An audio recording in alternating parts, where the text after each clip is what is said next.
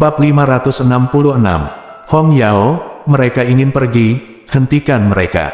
Kalian sekelompok pecundang, bergerak cepat. Jika kalian membiarkan mereka melarikan diri, aku akan mendominasi kalian.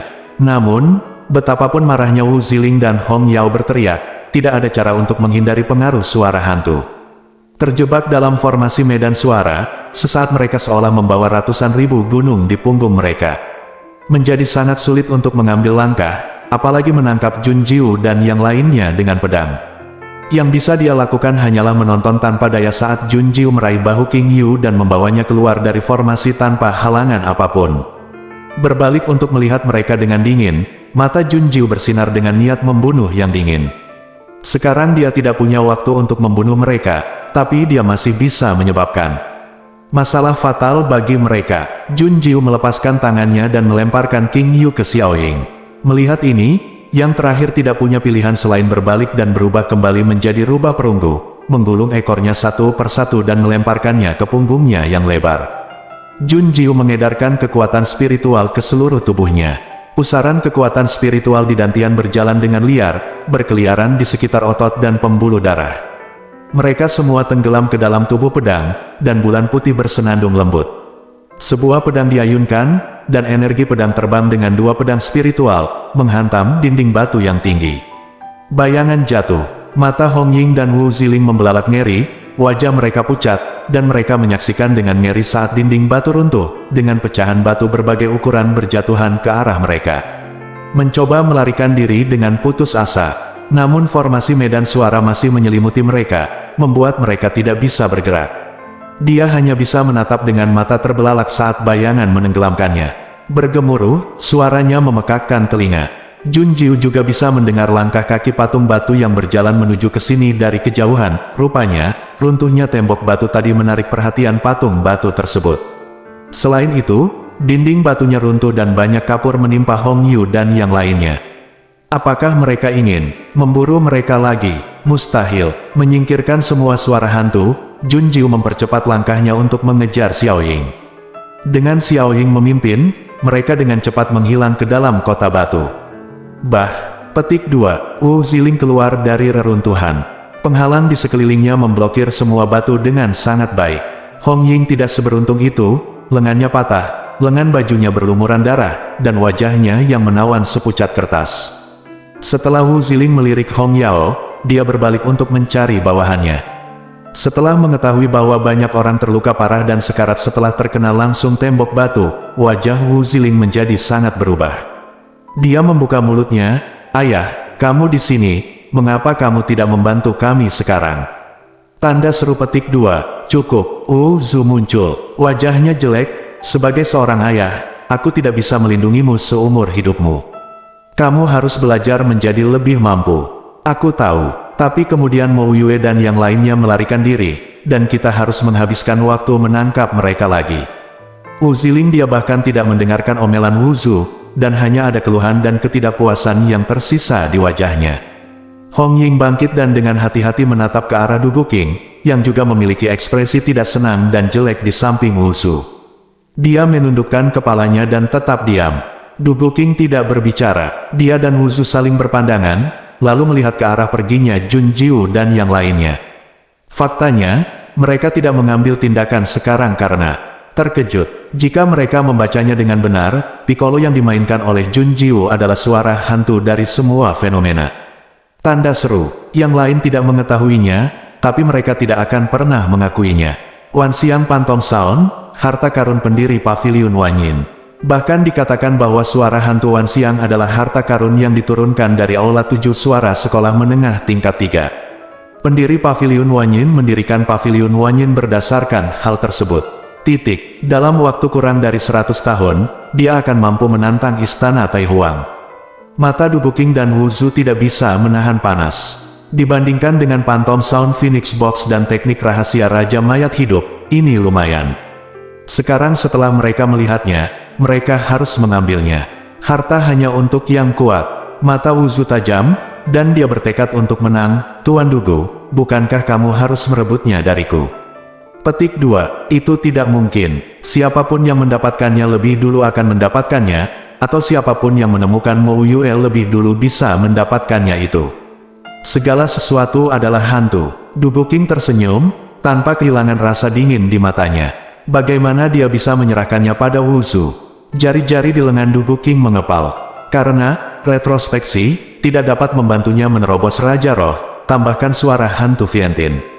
Dia pasti bisa menerobos. Hanya ketika kekuatannya meningkat barulah dia benar-benar mendapatkan pijakan di rumah Tai Huang.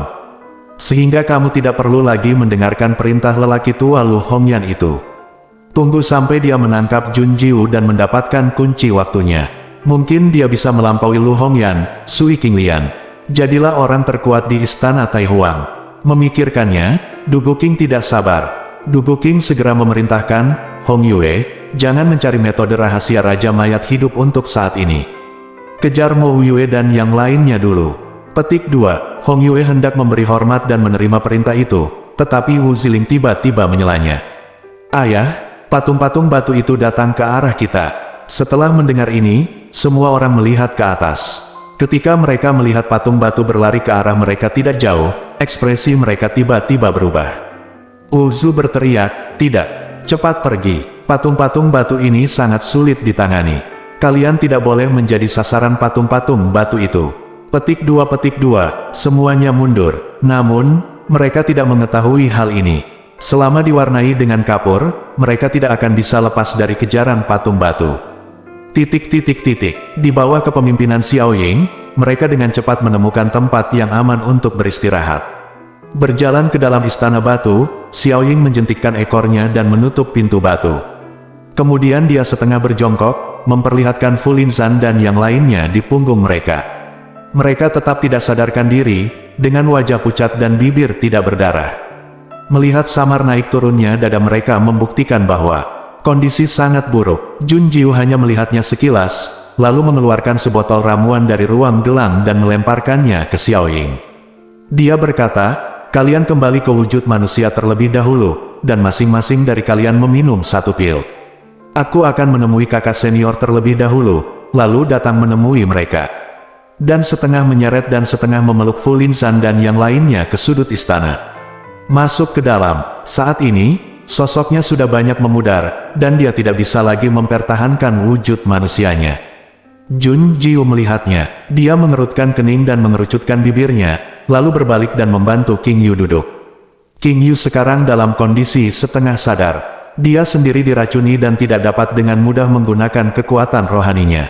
Tapi barusan, untuk menghadapi Hong Yao dan yang lainnya, King Yu mengambil risiko dan menggunakan teknik pisau bayangan darah. Jun Jiu memeriksa denyut nadinya, dan sekarang kekuatan spiritual tubuh King Yu berada dalam kekacauan, dan racun yang ditekan telah muncul kembali, menimbulkan kerusakan pada otot dan pembuluh darah King Yu. Setelah memeriksa denyut nadinya untuk memastikan situasinya, Jun Jiu segera menggunakan jarum untuk menyegel titik utama King Yu di sekujur tubuhnya.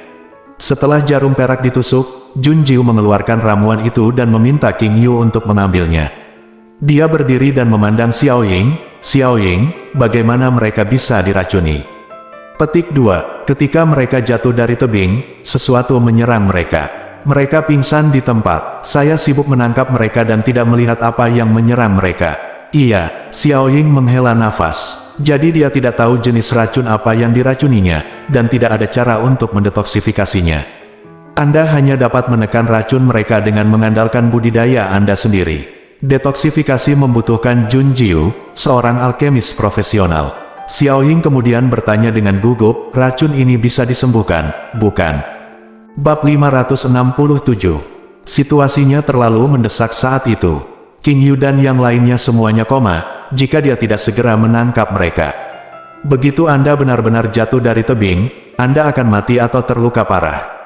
Hasil ini jelas bukan yang ingin dilihat Xiao Ying. Namun oleh karena itu mereka mengabaikan apa yang menyerang King Yu dan yang lainnya. Satu minuman dan satu kecupan diberikan, dan sekarang Xiao Ying hanya bisa berharap Jun Jiu dapat mendetoksifikasi racun ini. Jun Jiu mengerutkan kening dan tidak menjawab Xiao Ying. Dia berjalan menuju Fu Linzan dan yang lainnya, dan juga menggunakan akupuntur untuk menekan sementara racun dalam tubuh mereka, untuk mencegahnya menyebar ke pembuluh darah jantung, dan obat serta batu tidak akan mampu menyembuhkannya. Setelah semua akupuntur dilakukan, Junjiu berkata, detoksifikasi memerlukan obat yang tepat.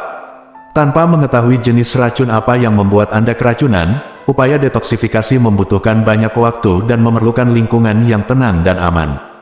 Tidak mungkin dilakukan di sini. Tidak aman. Ada patung batu yang bergerak di kota batu, dan cukup berbahaya baginya untuk menghadapinya sendirian. Belum lagi ada sekelompok orang seperti Hong Yao, Wu Ziling, Del yang menonton dengan tamak dalam kegelapan. Racun dalam tubuh King Yu harus dihilangkan agar mereka bisa mendapatkan kembali kekuatannya. Kalau tidak, apalagi melakukan hal lain, meninggalkan tempat ini pun sama sulitnya dengan naik ke surga. Kalau begitu ayo kita bawa mereka keluar dari sini segera. Xiao Ying terdiam begitu dia selesai berbicara. Dia mencubit alisnya, wajahnya yang menawan penuh kesedihan dan ketidakberdayaan. Xiao Ying berkata pada dirinya sendiri, ini adalah kota abadi, rumah Raja Mayat Hidup. Terlalu sulit untuk keluar tanpa peta. Petik 2. Mendengar ini, Junjiu melirik ke arah Xiao Ying. Mendengarkan nada suara Xiao Ying, sepertinya dia mengerti atau mengetahui tentang Raja Mayat Hidup. Coba pikirkan lagi, dia adalah roh makam dari pemakaman Raja Bayangan Darah. Dia pasti memiliki hubungan dekat dengan Raja Bayangan Darah selama hidupnya, jadi tidak mengherankan jika mengetahui tentang Raja Mayat Hidup. Tepat ketika Junjiu hendak bertanya pada Xiao Ying, sebuah suara tiba-tiba terdengar di benaknya. Dia berkata dengan nada bangga dan senyum cerah, Tuan ingin membantu mereka melakukan detoksifikasi, Tianzu dapat membantu. Tianzu, Tunku Linglong Tiandi. Mata Junjiu berbinar, dan dia segera membuka tangannya dan mengeluarkan tungku langit dan bumi linglong. Dia bertanya pada Tianzu dalam benaknya, apa yang dapat kamu lakukan? Guru, Anda tahu tentang api spiritual alkimia. Ada 3 jenis api, langit, bumi, dan api manusia. Alkimia biasa menggunakan api bumi. Hanya sedikit orang yang tahu bahwa Anda juga bisa menggunakan api surga dan api manusia. Tianzu cepat suara muncul di benak Junjiu. Apa hubungannya ini dengan detoksifikasi King Yu dan yang lainnya? Saat pikiran mencurigakan muncul, Tianzu terus berkata, api langit sebelumnya terlalu kuat, dan api spiritual alami yang murni sangat sulit ditemukan. Sekarang saya tidak dapat menemukannya meskipun saya mencoba menemukannya. Tapi semuanya memiliki api manusia. Kemarahan manusia. Junjiu mengangkat alisnya, dan dia menyadari bahwa dia tidak menemukan siapapun yang marah. Tianzu juga menjelaskan kepada Junjiu, api manusia juga disebut Danhuo, dan itu ada di dantian Sang Master. Sang Master menempatkan Tianzu di depan dantian, dan Tianzu mengajari Sang Master cara menggambar Danhuo.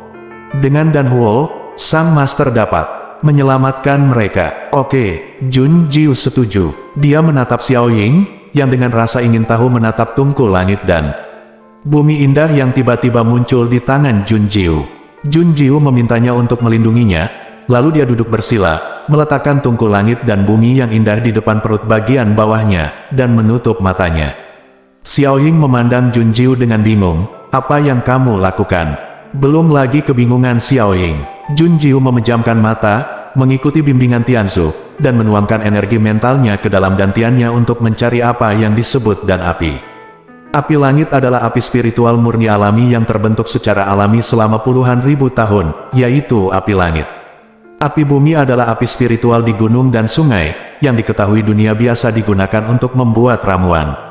Api manusia juga disebut api dan itu tersembunyi di dantian. Jika Anda tidak menyentuhnya untuk mengaktifkannya, ia akan tertidur di sana selamanya sampai Anda mati.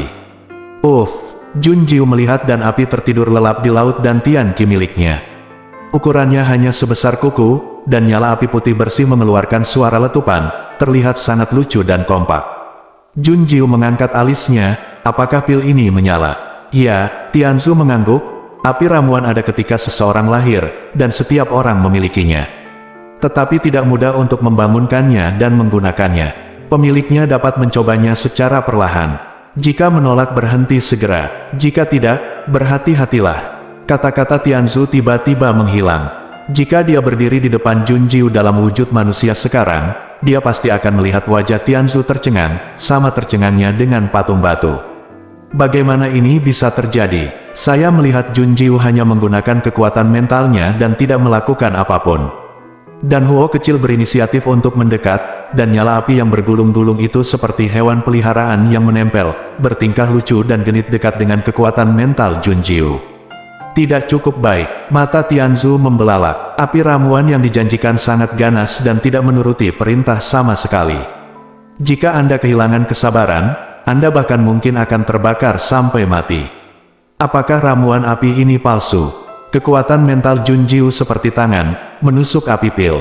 Begitu dibuka, api ramuan itu langsung menempel lagi. Junjiu berbicara, suaranya penuh ejekan. Tianzu, apa yang baru saja kamu katakan untuk berhati-hati? Tidak ada. Tianzu mendecakkan bibirnya dan segera menjadi bersemangat lagi. Itu secara langsung tercermin dalam tungku langit dan bumi linglong yang melompat di tempat. Tianzu berkata dengan gembira, sepertinya sang master dapat menggunakan api ramuan. Dengan cara ini, sang master dapat membuat ramuan kapan saja dan di mana saja, dan tidak lagi membutuhkan api tanah. Bagi Tianzu, hal yang paling membahagiakan di dunia adalah sang master dapat menggunakan itu untuk membuat obat mujarab. Sehingga dia bisa memainkan perannya. Junjiu tidak menjawab. Dia menatap api pil dengan tenang, dan sebuah pemikiran luar biasa tiba-tiba muncul di hatinya. Mungkinkah api pil ini mampu menghilangkan racun pada King Yu dan yang lainnya? Bagaimana cara mengatasinya? Tianzu tahu apa yang paling dikhawatirkan Junjiu saat ini. Dia berbicara tanpa nafas, lalu menjelaskan. 3 macam kelenturan langit, bumi dan manusia merupakan api paling murni di dunia, tidak hanya dapat digunakan untuk membuat ramuan, tetapi juga dapat digunakan di tempat lain. Seperti detoksifikasi, Junjiu membuka matanya, dia berbalik dan menyingkirkan kompor surga dan bumi yang indah, dan berjalan ke King Yu terlebih dahulu. Melihat hal ini, Xiao Ying menjadi penasaran. Mungkinkah setelah Junjiu bermeditasi beberapa saat, dia menemukan cara untuk menyembuhkan racunnya? Sebelum Xiao Ying sempat bertanya, nyala api putih. Seukuran kuku muncul dari ujung jari Junjiu. Begitu apinya padam, suhu di seluruh istana batu langsung naik. Bayangan kecil yang panas itu mundur 7 atau 8 langkah sebelum pulih dari panas terik yang bisa membuat orang mati lemas. Xiao Ying sangat ketakutan, apa ini? Sesuatu yang dapat mengusir racun, jawab Junjiu. Mendengar ini, mata rubah Xiao Ying membelalak dan dia menelan ludah tak percaya. Dia berbicara dengan susah payah, kamu tidak akan menggunakan ini untuk mendetoksifikasi mereka, kan? Junjiu, apakah kamu tidak takut mengkremasi kakak laki-lakimu secara langsung? Sulit membayangkan suhu tinggi yang begitu menakutkan dan menakutkan bisa berasal dari nyala api yang begitu kecil dan lucu terpancar. Lebih sulit lagi bagi Xiao Ying untuk membayangkan Junjiu akan menggunakan ini untuk mendetoksifikasi King Yu dan yang lainnya. Junjiu, apa kamu serius? Haruskah dia berpikir ulang? Bab 568. Junjiu menunjuk ke tangan kiri King Yu. Faktanya, dia tidak menyentuh kulit King Yu, masih ada jarak setengah inci di antara mereka. Tapi dengan mata telanjang, kulit King Yu terlihat panas dan merah, dan dia mengerang kesakitan saat tidak sadarkan diri. Di bawah tatapan ngeri Xiao Ying, Junjiu melihatnya dari sudut yang berbeda. Kekuatan spiritual mengontrol suhu api pil dan meresap ke dalam tubuh King Yu sedikit demi sedikit. Dia bisa melihat kemanapun api pil lewat, racun di tubuh King Yu langsung terbakar dan menguap. Racun yang cukup beruntung untuk lolos juga mundur dan melarikan diri dengan gila-gilaan seperti tikus melihat kucing. Ada solusinya. Junjiu mengangkat sudut mulutnya. Dia melambaikan tangannya yang lain dan mengeluarkan jarum perak itu. Junjiu, Xiao Ying, kemarilah dan pegang kakak laki-lakiku. Oke, Xiao Ying berjalan mendekat dan menatap Junjiu dengan ekspresi rumit sebelum mengulurkan tangan dan meraih tangan King Yu. Dia kemudian melihat Junjiu mengeluarkan sumbat kayu, melepaskan mulut King Yu dan memasukkannya ke dalamnya. Untuk apa ini? Xiao Ying segera memahami fungsi sumbat kayu itu. Saya melihat ujung jari Junjiu mulai dari tangan kiri King Yu, dan kulit yang bersentuhan terasa panas dan merah inci demi inci. Pada saat yang sama, tubuh King Yu gemetar dan meronta. Karena mulutnya tersumbat, dia hanya bisa mengeluarkan. Xiao Ying membuka mulutnya, tapi dia melihat ke arah Junjiu, yang serius dan acuh tak acuh. Mo Wai, Bao Bao, Yan Hu, Zhang Xiaoshu. Dia harus percaya pada Junjiu. Apapun yang terjadi, Junjiu tidak akan bersikap buruk terhadap kakak laki-lakinya. Hanya saja cara ini sepertinya terlalu kejam, mendengarkan teriakan King Yu saja sudah membuat tubuh Xiao Ying berdiri menggigil. Jun Jiu membuka tangannya dan meletakkannya di dada King Yu, dan perjuangan King Yu menjadi lebih intens. Keringat itu seperti hujan, pakaian direndam lalu dikeringkan dengan penguapan suhu tinggi. Siklus ini terjadi 4 atau 5 kali. Jun Jiu Chai menyatukan jari-jarinya lagi dan berpindah ke tangan kanannya. Mulai dari bahu, lengan, hingga telapak tangan. Kali ini Xiao Ying melihat sesuatu yang berbeda. Di telapak tangan King Yu, di bawah kulit yang panas dan merah, ada benda hitam aneh berlarian seperti orang gila, mencoba melarikan diri. Namun, dikelilingi oleh api pil yang menakutkan, bayangan hitam itu hanya bisa menyusut terus-menerus dan terpaksa menyentuh jari King Yu. Bayangan itu menggores jari King Yu. Yang keluar bukanlah darah, melainkan bayangan hitam yang ingin kabur begitu muncul. Jun Jiu mendengus dingin, dan dengan menjentikkan jarinya, bola api kecil melesat dan menelan bayangan hitam itu dalam satu tegukan. Kali ini, Jun Jiu melepaskannya dan meminum 2 pil untuk diminum King Yu. Terlihat dengan mata telanjang bahwa wajah King Yu, sepucat kertas, dengan cepat membaik. Xiao Ying juga dapat merasakan, vitalitas King Yu telah kembali ke vitalitas kuat dari lemah di bawah telapak tangannya. Xiao Ying terkejut, baiklah, ya, ayo pergi dan hadapi Fu Linsan dan yang lainnya sekaligus. Apakah kamu ingin beristirahat? Xiao Ying menyipitkan mata Phoenix sipitnya dengan cemas dan menatap Jun Jiu dan bertanya. Jun Jiu menggelengkan kepalanya. Ia melakukan peregangan dan tidak merasa lelah sama sekali setelah melakukan aktivitas tadi, malah merasa cukup rileks dan nyaman. Ketika dia melihat api ramuan dengan heran, suara Tianzu terdengar lagi, penggunaan api ramuan secara teratur baik untuk tubuh tuannya. Tuan, juga dapat menggunakan api ramuan untuk memurnikan tubuh, tetapi yang terbaik adalah menggunakan api ramuan untuk memurnikan ramuan itu. Tuan harus mencobanya. Jun Jiu tersenyum. Kata-kata Tianzu jelas-jelas mengamati dirinya sendiri, dan dia terus mencoba menipu Jun Jiu agar menggunakannya untuk membuat ramuan. Dia belum pernah melihat artefak semarak ini. Jun Jiu menganggap Tianzu cukup lucu, gelombang-gelombang seekor harimau yang kecanduan berlatih dan tidak bisa melepaskan diri. Kucing, Tuan, apakah Anda masih ingat Xiao Wu di Danau Daming? Meong yang paling lucu, ikuti pola yang sama. Setelah Jun Jiu menghilangkan semua racun di tubuh Fu Linsan, Mu Jingyuan dan Bi Yue, dia merasa sedikit lelah dan duduk bersandar di pilar untuk beristirahat sejenak. Jun Jiu melambai, dan api kecil beterbangan. Ukurannya menjadi 2 kali lipat. Namun bukan karena dirinya sendiri, melainkan karena racun hitam yang ditelannya. Jun Jiu menyipitkan matanya dengan dingin dan melihat racun itu. Dengan keterampilan medisnya, dia tidak tahu jenis racun apa itu. Tapi Jun Jiu tidak merasa kesal. Dunia ini besar dan penuh keajaiban, belum lagi dunia baru dan luas. Tangan suci Jun Jiu, ada di sini, dan dia masih harus banyak belajar. Pertama, dia harus mengatasi racun ini. Jun Jiu membuka tangannya, dan pil api terbang ke telapak tangannya. Kekuatan spiritual terbang keluar dari telapak tangan dan tenggelam ke dalam api ramuan, membantu api ramuan memeras dan memusatkan racun yang berputar dan meronta, dan akhirnya mengubahnya menjadi manik seukuran ramuan. Api pil menyala, dan bersama dengan kekuatan spiritual, itu menjawab dantian Jun Jiu. Dengan sisa manik racun hitam, Jun Jiu melihatnya dan memasukkannya ke dalam ruang. Dia memiliki intuisi bahwa menyimpan manik racun hitam ini akan berguna di masa depan. Racun itu membuatnya merasa merepotkan, dan akan lebih baik jika menjebak musuh gelombang-gelombang. Saat ini King Yu bangun. Hal pertama yang dia lakukan adalah berdiri dan bergegas menuju Jun Jiu. Matanya menyala-nyala, menatap Jun Jiu dengan cemas. Adik perempuan, kamu baik-baik saja. Apakah Hong Yue dan yang lainnya menyakitimu? Petik 2, kakak senior, aku baik-baik saja. Jun Jiu meringkuk sudut mulutnya dan menatap King Yu sambil tersenyum. Melihat King Yu pulih dari racun di tubuhnya dan mendapatkan kembali energinya. Jun Jiu sedang dalam suasana hati yang baik. King Yu juga menghela nafas lega dan tersenyum. Kamu baik-baik saja, adik perempuan junior.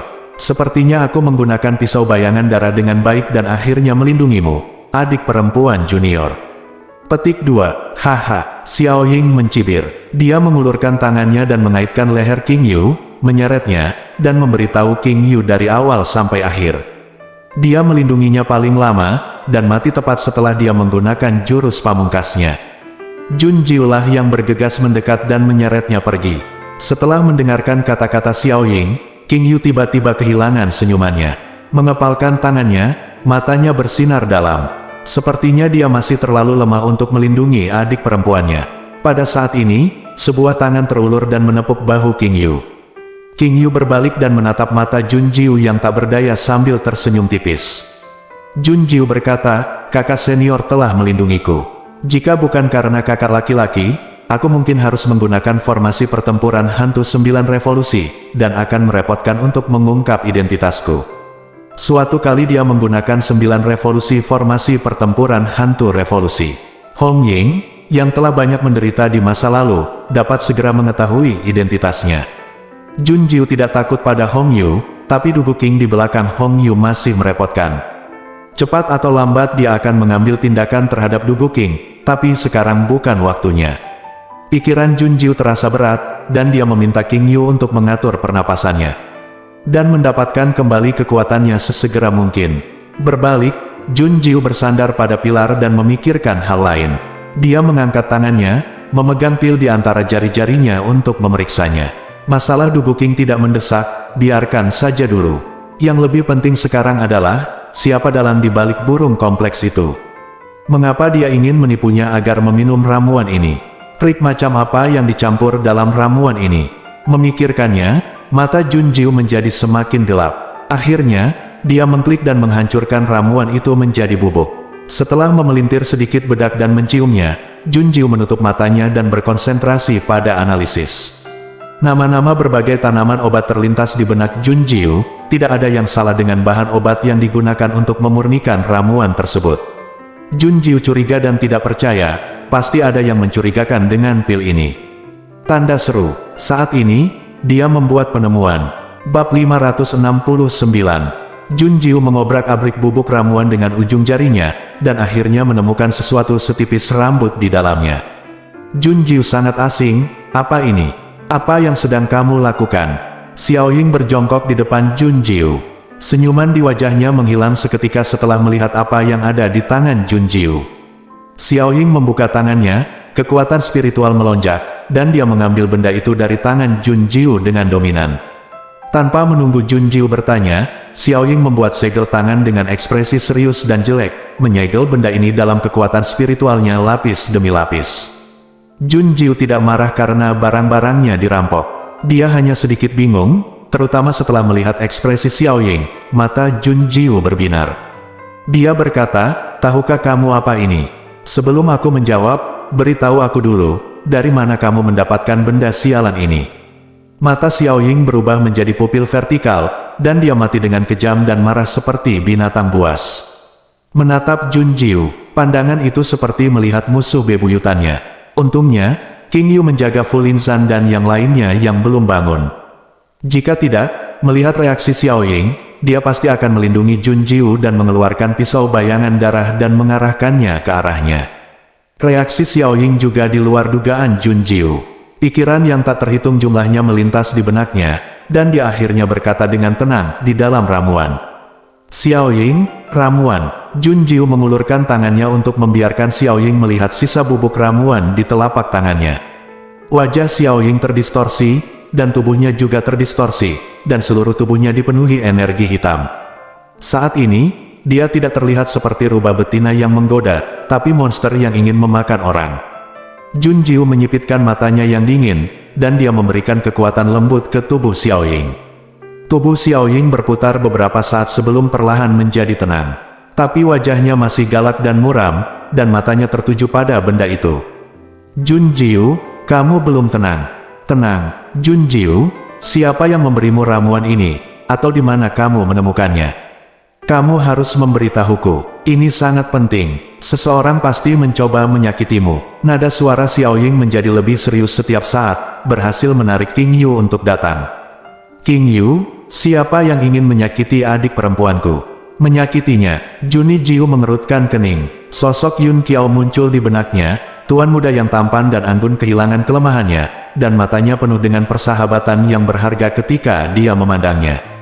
Meski ditolak dan tidak pernah mendapat tanggapan, Yun Qiao tetap bersedia melakukannya. Jun Jiu tidak percaya Yun Qiao ingin menyakitinya. Jun Jiu juga memberitahu King Yu dan Xiao Ying. King Yu mengerutkan kening dan menggelengkan kepalanya, tidak mungkin. Anak laki-laki Yun Qiao itu tahu segalanya tentang bagaimana dia bisa menyakiti adik perempuanku. Dan dia juga, aku tidak percaya itu dia. Tunggu sebentar, Jun Jiu, kamu baru saja bilang dia sudah makan satu, dan karena ini, tingkat kultivasinya meningkat pesat. Xiao Ying melihat Jun Jiu mengangguk, dan wajahnya berubah muram seperti badai untuk sesaat. Xiao Ying berkata, kalau begitu, teman baikmu ini mungkin sudah hancur sekarang. Titik-petik 2, pupil mata tiba-tiba menegang, dan ekspresi Jun Jiu dan King Yu menjadi gelap. Jun Jiu menatap Xiao Ying dengan dingin, apa maksudmu? Biar ku beritahu dulu, benda apa ini? Itu adalah bagian dari jiwa seseorang. Meski hanya terlihat seperti ini, sebenarnya ia mengandung kekuatan yang sangat kuat. Ini dicampur ke dalam ramuan dan dimakan, kau tahu cara merebut mayatnya, kan? Di dalam ruangan, suasana hening. Sesaat dan hanya nafas mereka yang terdengar. Pernafasan, tidak ada yang berbicara lama. Mata Jun Jiu beralih dari Xiao Ying, dia menatap benda yang terbungkus kekuatan Xiao Ying, menutup matanya lalu membukanya lagi. Suaranya sangat dingin hingga bisa membeku, dan ada nada dingin yang menakutkan dalam suaranya. Jun Jiu, maksudmu, jika kamu memakan ramuan ini, seseorang akan mengambil tubuhmu. Jelas. Kekuatan yang terkandung dalam fragmen jiwa adalah kekuatan orang tersebut selama hidupnya. Secara alami, memakannya dapat membantu Anda membuat terobosan besar dan memiliki kekuatan yang kuat.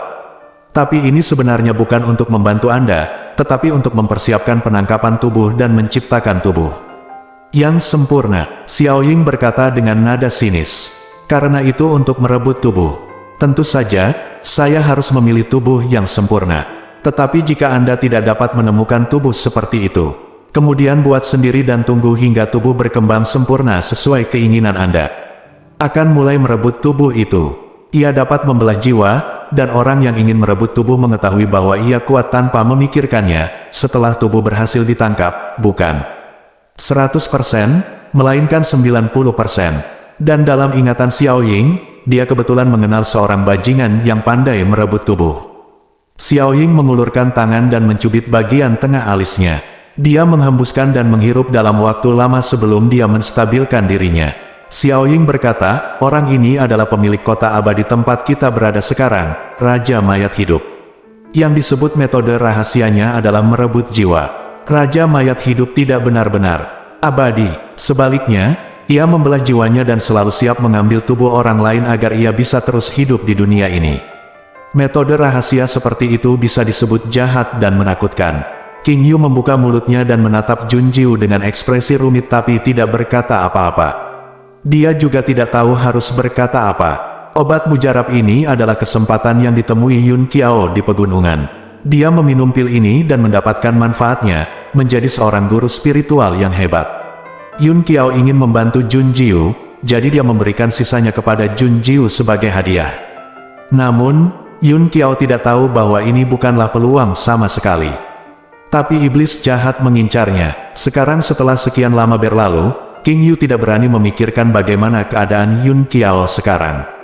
Di saat yang sama, dia senang Jun Jiu tidak meminum pil ini.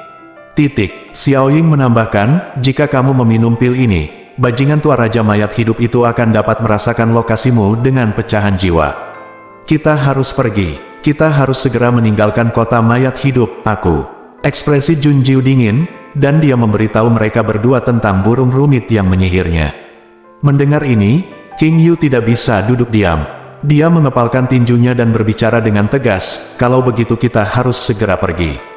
Adik perempuan, carilah Mo Yue. Mo Yue sangat kuat, dan bersamanya di sini, Raja Mayat Hidup tidak akan pernah berani mengambil tindakan apapun terhadapmu. Mo Yue di sini. Xiao Ying terkejut dan mengangguk dengan cara yang sama. Aku telah bertemu Raja Mayat Hidup, tapi dibandingkan dengan Mo Yue, menurutku Mo Yue lebih kuat. Di mana dia sekarang? Petik 2. Jun Jiu tidak menjawab. Dia memegang dahinya dengan tangannya dan menutup matanya tidak tahu apa yang dia pikirkan. King Yu dan Xiao Ying sama-sama melompat dengan pantat terbakar. Pantas saja mereka begitu cemas, bajingan ini, Raja Mayat Hidup, adalah orang mesum. Dia telah menguasai tubuhnya lebih dari sekali dan telah lama kehilangan rasa kemanusiaannya.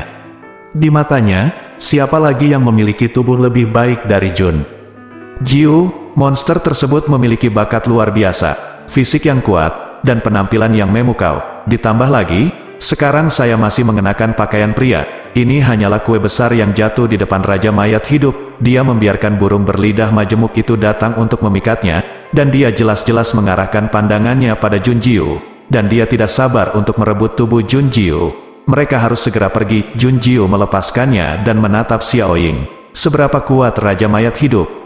Bab 570. Hanya sedikit orang yang mengetahui bahwa Raja Mayat Hidup berasal dari tingkat ketiga menengah.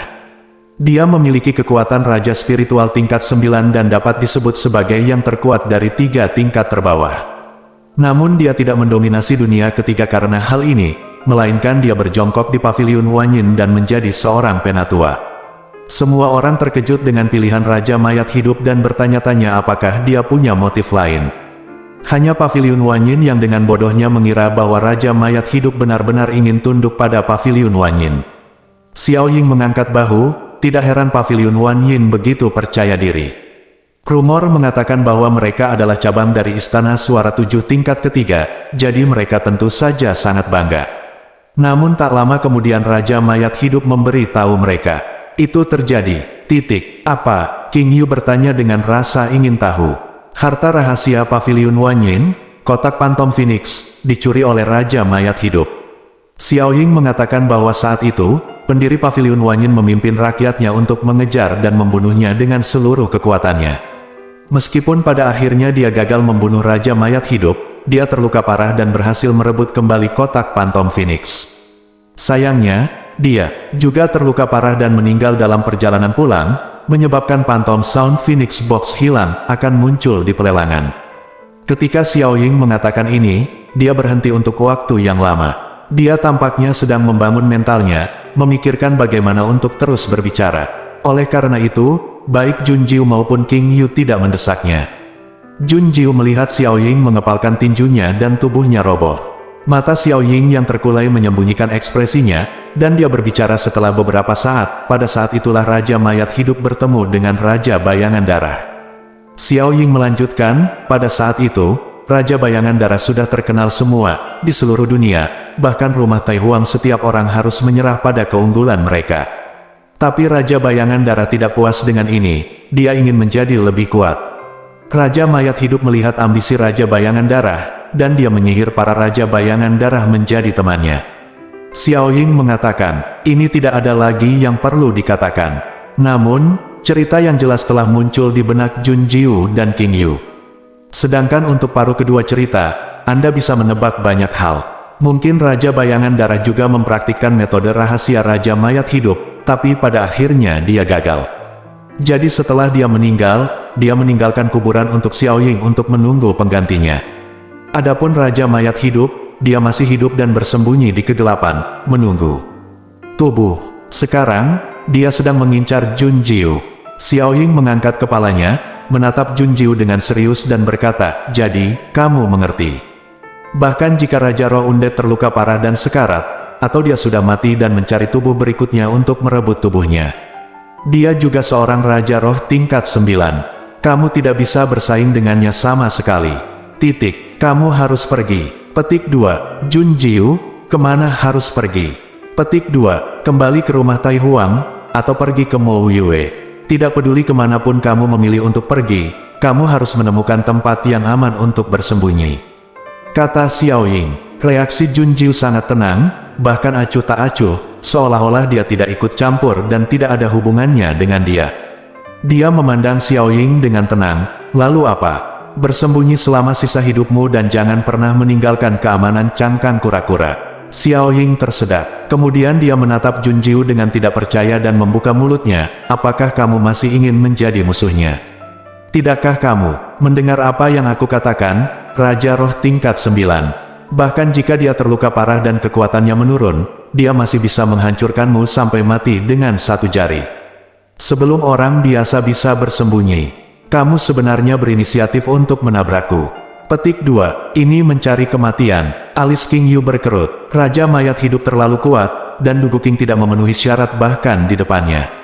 Musuh yang begitu kuat ibarat pedang di lehernya, ia bisa berdarah atau bahkan kehilangan nyawa hanya dengan sedikit gerakan. King Yu merasa Xiao Ying benar. Sekarang, Jun Jiu harus bersembunyi. Hindari Raja Mayat Hidup. Jun Jiu melihat ekspresi kedua orang itu dan tersenyum tak berdaya. Dia berkata, apakah menurutmu aku tidak menghargai hidupku sendiri? Sekarang bukan karena aku adalah musuh Raja Mayat Hidup, tapi kita sudah menjadi musuh. Dia telah mengarahkan pandangannya padaku, akankah dia membiarkanku meninggalkan kota mayat hidup? King Yu dan Xiao Ying saling berpandangan dan terdiam. Itu karena mereka terlalu khawatir sehingga mereka kehilangan maksud sebenarnya. Bukan karena Jun Jiu berinisiatif menjadi musuh, tapi dia terpaksa memilih mereka. Mata Jun Jiu meredup, dan senyuman berdarah dan dingin muncul di sudut bibirnya. Dia berkata, saya harap tidak ada yang terjadi pada Yun Qiao, kalau tidak saya akan membuat dia membayar harganya. Semua orang yang dia sayangi, siapapun yang menyakiti mereka, adalah musuhnya. Belum lagi Raja Mayat Hidup masih mengincarnya, Jun Jiu merasakan tekanan berat di pundaknya. Jika kamu tidak ingin direnggut darimu, jadilah lebih kuat dan bunuh Raja Mayat Hidup. Jun Jiu menatap tangannya, dia harus bergegas. Jun Jiu memandang Xiao Ying dan King Yu lagi dan berkata, Raja Mayat Hidup sudah tahu bahwa saya ada di sini, dan kita harus memanfaatkan kesempatan ini. Hanya dengan memeriksa dan menyeimbangkan Raja Mayat Hidup kita dapat membalikkan situasi saat ini. Saya dapat membantu, kata Xiao Ying. Dia menatap Jun Jiu dalam-dalam dan berbicara dengan nada dingin dan serius. Dia berkata, saya tahu kelemahan Raja Mayat Hidup. Dia memiliki manik yang berharga. Asal-usul jiwanya tersembunyi di dalam manik ini. Dengan manik ini, dia dapat mengambil tubuh orang lain dan dilahirkan kembali tanpa rasa khawatir. Asal-muasal manik itu tidak diketahui, tapi itu adalah dukungan terbesar dari Raja Mayat Hidup. Xiao Ying menduga Raja Mayat Hidup pasti menyembunyikan manik ini di tempat yang paling aman. Dan tempat ini kemungkinan besar adalah kota abadi. Selama mereka dapat menemukan manik ini, Raja Mayat Hidup tidak perlu takut jika garis hidupnya tercekik. Jun Jiu menyipitkan matanya dan menyentuh dagunya. Tersembunyi di kota abadi, dia tiba-tiba membuka tangannya dan mengeluarkan pena dan kertas dari ruang cincin. Jun Jiu langsung membungkuk di atas mejanya dan mulai menggambar. King Yu dan Xiao Ying keduanya datang, dan mereka terkejut saat mengetahui bahwa Jun Jiu sedang menggambar peta kota abadi. Mereka berdua terkejut dan senang. Akan lebih mudah jika ada peta, tapi hanya sebagian dari peta Jun Jiu yang digambar, dan garis besarnya hanya sekitar 2/3 dari luas kota abadi. Jun Jiu meletakkan penanya dan mengerutkan kening. Ini adalah tempat yang dia lihat dari tempat tinggi sambil menghindari patung batu. Dia tidak tahu apakah dia tidak ada di sana. Peta saja tidak cukup, harus ada petunjuk lain. Jun Jiu sepertinya memikirkan sesuatu, dan matanya berbinar. Ayo kita cari Sui King Yu. Siapa Sui King Yu? Mengapa tidak pergi ke Mou Yue? King Yu bertanya dengan bingung.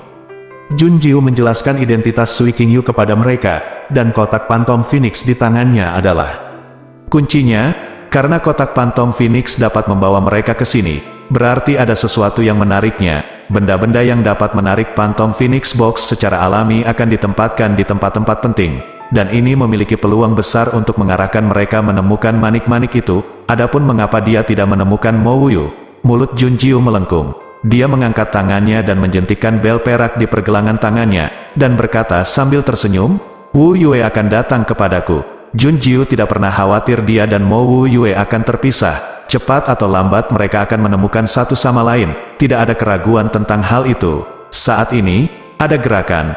Jun Jiu mendongak dan melihat Fu Linzan dan yang lainnya akhirnya bangun dan membuka mata. Jun Jiu mengerutkan bibirnya, sekarang kita semua sudah bangun, bersiaplah untuk pergi. Temukan Sui King Yu dan yang lainnya untuk bertemu Raja Mayat Hidup, kamu tidak akan berhasil. Bersambung.